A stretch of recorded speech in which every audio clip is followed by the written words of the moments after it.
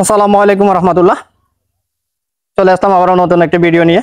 আমরা বিকেলবেলা ঘুরতে বের হয়ে গেলাম। ঘুরতে বের হয়ে আজকে চলে আসলাম আমরা শাকতলা বলাম গুরুমুয়া ব্রিজে। নাঙ্গলকোট এবং 14 গ্রামের দুটি উপজেলাকে একসাথে করেছে এই গুরুমুয়া ব্রিজ। ব্রিজটি অত্যন্ত সুন্দর এবং মনোরম পরিবেশ রয়েছে। আমাদের সাথে রয়েছে, আমরা আপনাদেরকে দেখানোর চেষ্টা করতেছি,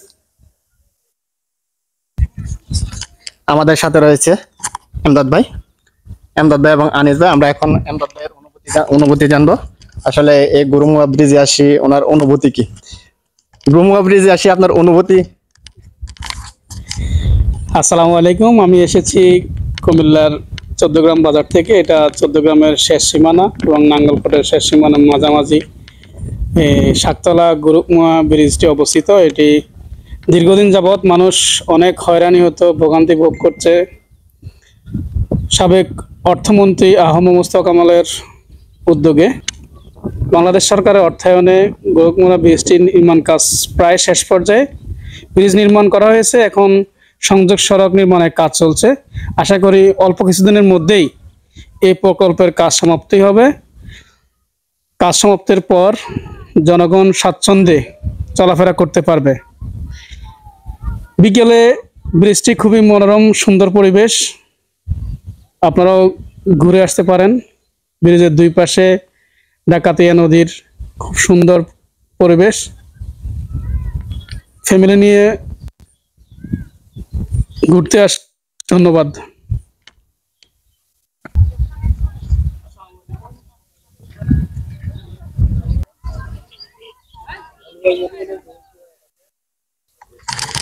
আমরা যতটুকু সম্ভব আপনাদেরকে দেখানোর চেষ্টা করতেছি এই গুরুমুয়া ব্রিজের অপরূপ সৌন্দর্য।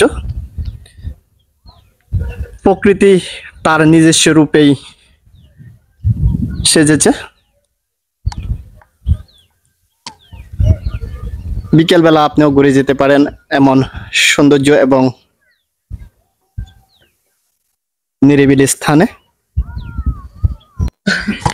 আমরা এখন আরেকজন দর্শনার্থীর অনুভূতি জানবো। দর্শনার্থী হচ্ছে সাংবাদিক আনিসুর রহমান ভাই, আমাদের সাথে রয়েছেন।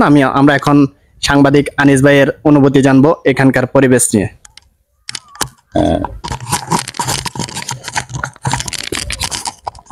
যারা দেখছেন লাইভটি, যারা দেখছেন দেশ এবং দেশের বাইরে, তো সবাইকে শুভেচ্ছা যে এই পেজ থেকে দেখছেন। তো আসলে আমরা যেমনটি জানছি যে ডাকাতিয়া নদীর একটা ইতিহাস রয়েছে।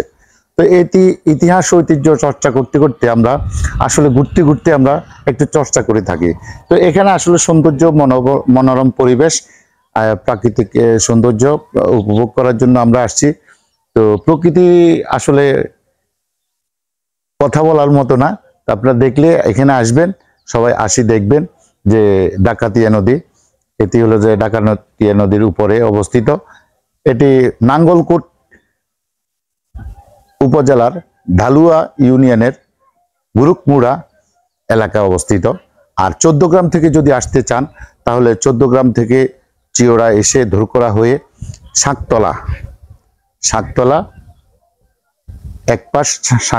এক পাশ হলো গুরুমুয়া।